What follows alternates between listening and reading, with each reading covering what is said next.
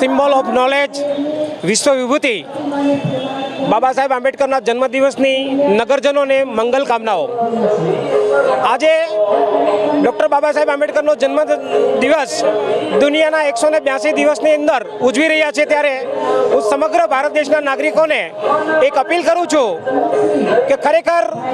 ભારતીય બંધારણની અંદર મૂળભૂત હક અધિકાર, સમાનતાના અધિકાર દરેક ભારતીય નાગરિકને આપ્યા અને ત્યારબાદ બંધારણની રચના થઈ અને એ બંધારણના માધ્યમથી આજે સામાન્ય માણસ પોતાનું જીવન જીવી રહ્યો છે। પરંતુ વર્તમાન સમયમાં વર્તમાન સરકાર માત્ર દેખાવની તકવાદી રાજનીતિ કરી બાબા સાહેબ આંબેડકરનું સંવિધાનની જે મસ્કરી કરી રહી છે, જે સંસદની અંદર આંબેડકર નામની ફેશન કરી અને જે ખરેખર તકવાદીઓ લોકો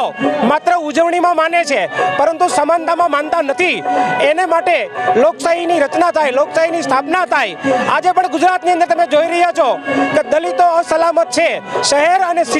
ગામડાઓમાં દલિતોને ન્યાય મળતો નથી। તો આ સરકારને કહેવા માંગુ છું, જાતિવાદ તકવાદી રાજનીતિ છોડી દરેક નાગરિકને સમાનતાના હક અધિકાર મળે એ માટે અમે કોંગ્રેસ પણ આ બાબતે તમારી સાથે છે, પરંતુ ન્યાયની રાજનીતિમાં આગળ વધે તેવી જન્મદિવસ નિમિત્તે શુભેચ્છા પાઠવું છું। જય ભીમ। દેશ વ્યાસ ભાવનગર શહેર કોંગ્રેસ આજરોજ ડૉક્ટર બાબા સાહેબ આંબેડકરની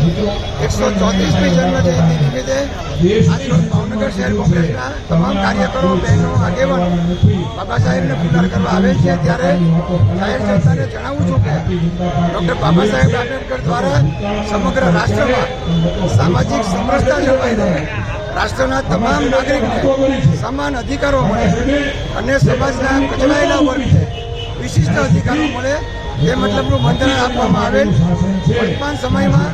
ભારતીય જનતા પક્ષ અને રાષ્ટ્રીય સ્વયંસેવક દળ દ્વારા આ બંધારણ ઉપર એક જોરદાર પ્રહાર કરવામાં આવેલો, પ્રયત્ન કરવામાં આવેલો અને ભારતીય જનતાએ તમે જડબાતોડ જવાબ આપી એ લોકોને સમગ્ર દેશમાં હરાવ્યા છે। ત્યારે આજરોજ ભાવનગર શહેર કોંગ્રેસના તમામ કાર્યકરોએ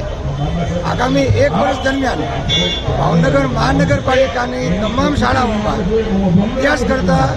તમામ વર્ગના એક દીકરો તથા એક દીકરી એમ પ્રત્યેક સ્કૂલમાંથી બાળકોને આવતા 1 વર્ષ સુધી એના અભ્યાસનો તમામ ખર્ચ કોંગ્રેસના કાર્યકર ઉપાડશે તેવી પ્રતિજ્ઞા લીધી છે। આશા છે કે આવનારા સમયમાં ભારતીય જનતા પક્ષ અને સંઘની રાજનીતિનો અંત આવે અને દેશમાં ફરી